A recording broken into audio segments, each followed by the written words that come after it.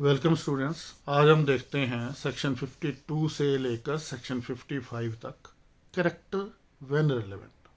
इसका सिंपली मतलब ये है कि कब कब किन हालातों में जो अदालत है किसी के कैरेक्टर के बारे में एविडेंस की इजाज़त दे देगी, कैरेक्टर के बारे में एविडेंस अलाउ कर देगी कि ये एविडेंस ले आओ। सबसे पहले आते हैं जी सिविल मैटर्स, दीवानी मसले।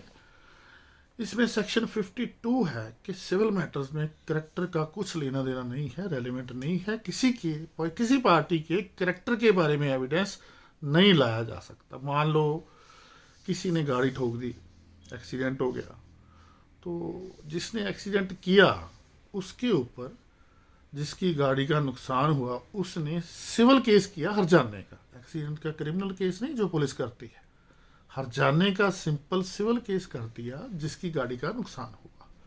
तो उस केस में ये एविडेंस नहीं लाया जा सकता कि जो मुदाल्ला है जिसने एक्सीडेंट किया कि ये तो जी गाड़ी ठोकने का आदी है, ये दारू पीकर गाड़ी ठोकने का आदी है। ये नहीं कोर्ट अलाउ करेगी। कोर्ट ये भी नहीं अलाउ करेगी या उसको नहीं मानेगी कि पहले भी इसको जी एक्सीडेंट में सजा हो रखी है, पहले भी इसने एक्सीडेंट किया।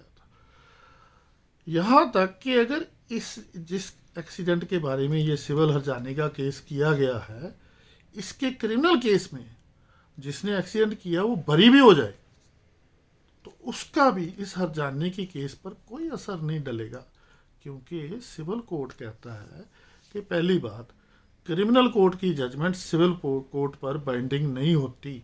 दूसरी बात, सिविल कोर्ट में क्या एविडेंस आया, क्या बहस हुई, क्या मटेरियल था, क्या हालात थे, इस कोर्ट को नहीं पता।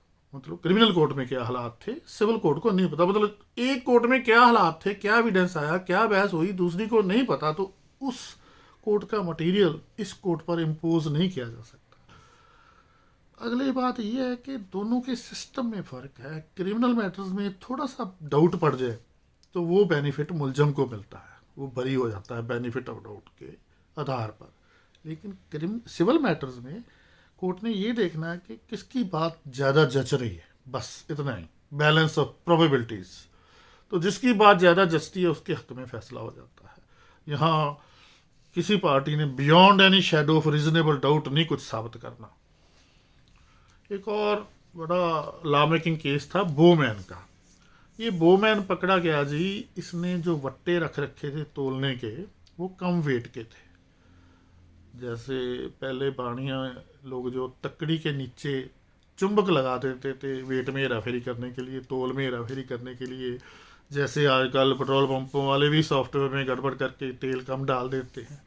ये मसला होता है वेट्स एंड मेजर का। आमतौर पे ये क्रिमिनल मसला होता है, फौजदारी केस होता है इसका। लेकिन यहाँ इस देश में जहाँ का ये केस है उस पर सिविल केस हुआ कि तुमने एक तो वट्टे कम वेट के रखे हैं, दूसरा जब ऑफिसर ने तुमने पकड़ा तो तुमने रिश्वत देने की कोशिश की, तो इसलिए तुम पर भारी हर्जाना पड़ेगा जो तुम्हें सरकार को देना पड़ेगा। सरकार के पास लोगों का ही पैसा होता है, in the interest of public money ये हर्जाने डलते हैं। तो इसमें ये एविडेंस लाने की कोशिश की बंदे ने, बोमैन ने, कि मैं तो जी बड़ा इज्जतदार बड़ा रसूखदार आदमी हूँ, मैं तो ऐसा काम कर ही नहीं सकता, लोगों के दिल में मेरी कितनी इज्जत है। तो कोर्ट ने बोला कि तुम्हारे इज्जतदार होने से वट्टों का वेट नहीं बढ़ जाना, तुम्हारे पास कम वेट के वट्टे पाए गए हैं तो उसका हर्जाना तो आपको देना ही पड़ेगा। आगे आ गई जी सेक्शन 55 एविडेंस एक्ट। इसमें एक एक्सेप्शन आ गई कि सिविल मैटर्स में किसी के करैक्टर का कुछ लेना देना नहीं होता, लेकिन जिस केस में मुद्दई हर्जाना मांग रहा है अपनी बेइज्जती का, अपहरण का, बलात्कार का, क्रिमिनल ब्रीच ऑफ ट्रस्ट का, उन केसों में मुद्दई का, प्लेंटिफ का जो करैक्टर है वो रेलेवेंट है। मतलब यूरोपियन कंट्रीज, अमेरिकन कॉन्टिनेंट में ना ऐसे हर्जाने के केसों में इतना हर्जाना डलता है कि कंपनी के एसेट बिकने की नौबत आ जाती है। मतलब कंपनी अगर सरों के तेल में पाम ऑयल डाल के बेचती है और वो ये साबित हो जाता है तो इतना हर्जाना डलता है कि कंपनी फेल होने तक नौबत आ जाती है। तो इसका लॉ मेकिंग केस है जी स्कॉट वर्सेस सैमसन। इसमें जो स्कॉट था ये एक जैसे टीवी में आजकल एंकर हैं ऐसा एक पत्रकार था, मीडिया में पर्सन था, जो इस पर इसके बारे में सैमसन ने खबर छाप दी अखबार में कि ये जो एंकर है ये लोगों को ब्लैकमेल करता है, लोगों को बोलता है कि पैसे दो नहीं तो तुम्हारी खबर लगा दूंगा। तो इसने केस कर दिया हरजाने का कि इसने झूठी खबर छापी है मेरे बारे में। तो वो कहता जी, जो अखबार वाला था वो कहता जी ये तो चोरों पे मोर पड़े हैं, मैंने झूठी खबर नहीं छापी, मैंने तो सच छापा है। ये वाकई लोगों से पैसे लेकर उनको ब्लैकमेल करता है, जिससे पैसे मिल जाते हैं उसकी खबर नहीं छापता, जिससे नहीं मिलते उसकी खबर छाप देता है, क्योंकि छोटी मोटी कमी तो हर एक में मिल ही जाती है।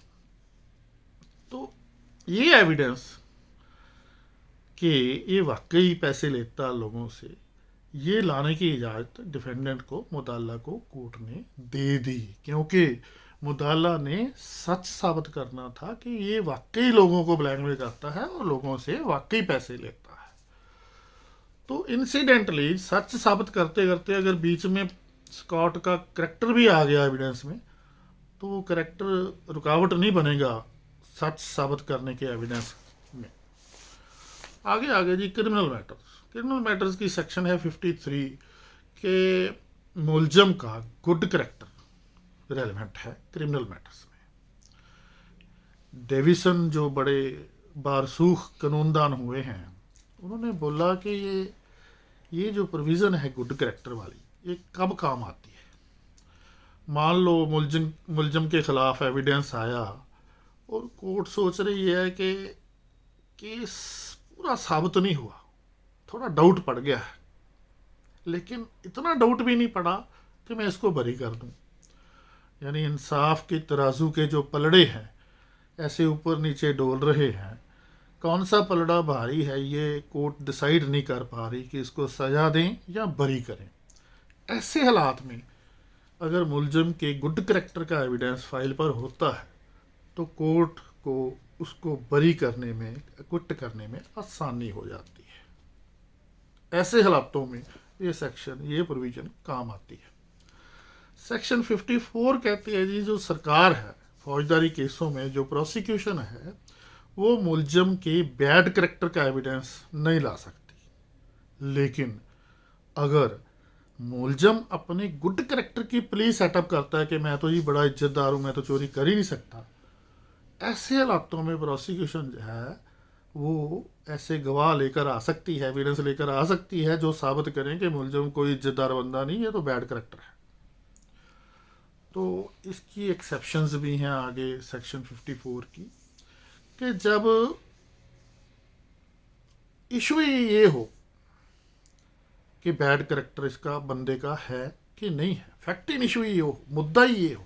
मान लो डिवोर्स का केस है, इस ग्राउंड पर कि इसने मेरे को बेरहमी से ट्रीट किया, क्रुएल्टी की, तो क्रुएल्टी ऑफ द हस्बैंड का सबूत जो लेडी लाएगी वो अलाउ किया जाएगा।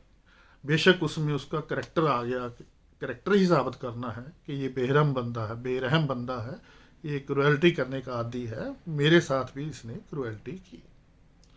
दूसरी एक्सेप्शन है जी प्रीवियस कन्विक्शन।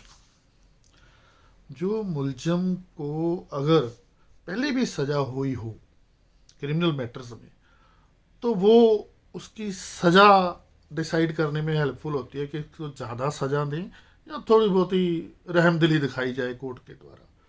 तो प्रीवियस कन्विक्शन जो है वो रेलेवेंट है मुलजम की, उसका बैड करैक्टर साबित करने के लिए उसका एविडेंस अलाउ किया जाता है। एविडेंस क्या होता है, एक सज़ा स्लिप जो फैसला हुआ होता है पिछला मुलजम के खिलाफ, उसकी कापी कोर्ट को दे देता है सरकारी वकील, ये जी पहले भी इसको सज़ा हुई है, इसको इस केस में ज़्यादा सज़ा दो, इस पर रहमी यूज़ ना करो, इस पर रहम मत करो। इसका लॉ मेकिंग केस है जी जॉन्स केस। ये जॉन्स जो था, इसने एक गर्ल गाइड की हत्या कर दी, मर्डर केस चला इस पर। तो गर्ल गाइड गायब हो गई, तब इसकी काली कार, इस बंदे की, जॉन की, वहाँ पाई गई उस एरिया में, जिसको यही ड्राइव कर रहा था। बाद में ये भी साबित हो गया कि यही उस कार का मालिक है। तो इसमें सरकारी वकील ने कहा जी पहले भी इसने किसी गर्ल गाइड का रेप किया था, ये रही उसकी फैसले की कॉपी। तो ये एविडेंस रेलेवेंट माना गया कि ये आदमी ऐसी हरकतें करने का आदी है और इसको ज़्यादा सज़ा दी जाए। दूसरा केस है जी गूडी, गूडी केस। ये ट्रेन रॉबरी का केस है। ये बहुत बड़ी ट्रेन रॉबरी हुई थी, लगभग 5 लाख पाउंड की। तब तो ये इतनी रकम सरकारी खजाना ही रहा होगा इंग्लैंड का शायद। तो इसकी न्यूज़ छाप दी अखबार ने कि ये जो गूडी है ना जी, यही रॉबरी को लीड कर रहा था, यही मेन बंदा था जिसने रॉबरी को अंजाम दिया। तो जो गूडी है इसने क्रिमिनल केस कर दिया अखबार पर कि इन्होंने झूठी खबर छाप कर मेरी बेइज्जती की है। तो अखबार ने कहा जी हमने इसकी बेइज्जती नहीं की, हमने सच्ची खबर छापी है। उन्होंने एविडेंस में लाया कि पहले भी इसको बहुत बार सजा हो चुकी है रॉबरीज के लिए, लूट की इसने बहुत सारी। उन सजाओं के फैसले जो है फाइल पर लगा दिए गए। फिर जो ये केस था रॉबरी वाला, इसमें भी उसको सजा होगी, उसका फैसला भी कोर्ट को दिखा दिया गया। इसमें जज ने कहा कि ये बंदा तो समाज के लिए नसूर बन चुका है, इसको काट कर फेंक देना चाहिए। तो ये सारा एविडेंस जो है करैक्टर के बारे में प्रीवियस कन्विक्शन के बेस्ड पर रेलेवेंट माना गया। अब थोड़ी सी हम क्रिटिकल अप्रेजल करें इस लॉ का कि स्कॉट वाले केस में, जो पीली पत्रकारी वाले केस था, उसमें कोर्ट ने ऑब्जर्व किया था, तब बड़ा पुराना केस है, कि कोर्ट को पता होना चाहिए कि जो हरजाना बंदा मांग रहा है, जो वो इज्जतदार व्यापारी है कि चोर है, या वो एक रिस्पेक्टेबल लेडी है कि प्रोस्टिट्यूट है। तो ये तब शायद ये बात ठीक होगी। लेकिन अगर इस स्कॉट वाले केस में अखबार ने ये साबित करना है कि ये सचमुच ही पीली पत्रकारी करता था, ट्रुथ साबित करना है, तब तो ठीक है, तब तो करैक्टर उसका साबित करते हैं ट्रुथ साबित करने के लिए, सच्चाई साबित करने के लिए एलिगेशंस की, तब तो ठीक है। लेकिन अगर ये देखना है कि ये जी जो हरजाना मांग रहा है ये एक रिस्पेक्टेबल व्यापारी है कि चोर है, या एक रिस्पेक्टेबल लेडी है कि प्रोस्टिट्यूट है, ये बात आप देखिए कि अगर ये एमपी हरजाना मांगे अपनी बेइज्जती का, वो 10 करोड़ मांगे, और प्रोस्टिट्यूट को हरजाना मिले 10,000, तो क्या ये ठीक है? ये आप देखिए। फिर आगे आ जाती है जी रेपुटेशन, डिस्पोजिशन और करेक्टर। इन 3 वर्ड्स का बड़ी डिस्कशन हुआ है केस लॉ में।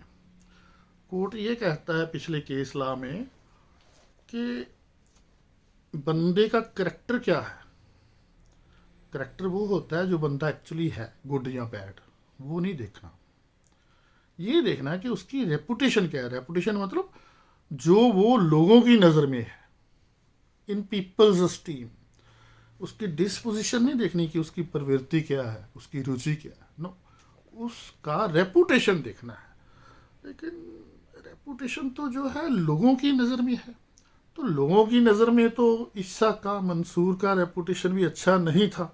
उन्होंने उसे सूली पर चढ़ा दिया था, बड़े बड़े संतों दरवेशों को पत्थर मारे थे जब वो जिंदा थे, बाद में उनको भगवान का दर्जा दे दिया लोगों ने, ये अलग बात है। तो ये भी आप देखिएगा कि कोर्ट को रेपुटेशन जो लोगों की नज़र में है वो देखनी चाहिए, कि करेक्टर जो एक्चुअली बंदे का करेक्टर है, जो एक्चुअली उसकी प्रवृत्ति है, वो जनरली देखनी चाहिए। तो इसमें बड़ा फिर आ गया जी रेप केस में bad character of the girl is relevant.